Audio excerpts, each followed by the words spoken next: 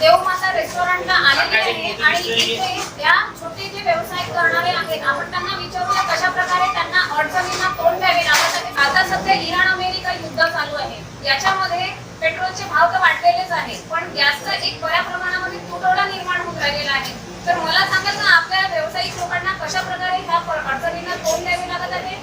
आम्हाला आकार देऊ राहिले, सिलेंडर नाही देऊ राहिले, भेटून नाही राहिले, सिलेंडर म्हणजे भेटून राहिले ते बेभाव भेटून राहिले, धंद्याले अडचण देऊ राहिले, धंदा नाही करता येऊ राहिला, याचा त्रास चालू आहे। सिलेंडर नाही देऊ राहिले। आपण जे सिलेंडर घेता त्याचा बेभाव म्हणत आहे, तर म्हणजे साधारणतः कशा प्रकारे बेभाव मिळत आहे आपल्याला?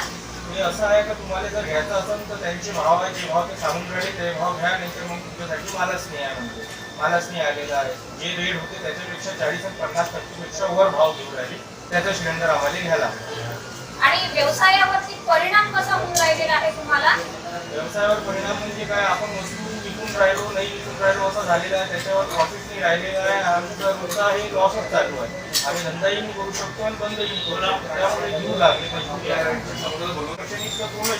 लोकांनी नाही भेटून राहिले सिलेंडर, तर लोकही नाही येऊ राहिले ना, ग्रॅच्युअली असं राहिलेलं आहे आणि सिलेंडर नाही भेटून राहिले, सर्व वस्तू महागाई आलेली आहे, वस्तूही नाही भेटून राहिली, सगळे वस्तूचे रेट वाढलेले आहे, बॉटल प्लास्टिक हे काही अवेलेबल नाही, बिस्लरीचे रेट वाढलेले आहे, सिलेंडरचे भाव वाढलेले आहे आणि तेही माल वेळेत तेही मालसाठी त्रास चालू। या संदर्भात आपण काही सांगू इच्छिता का?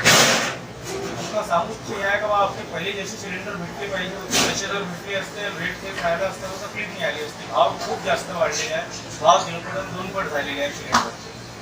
धन्यवाद सर।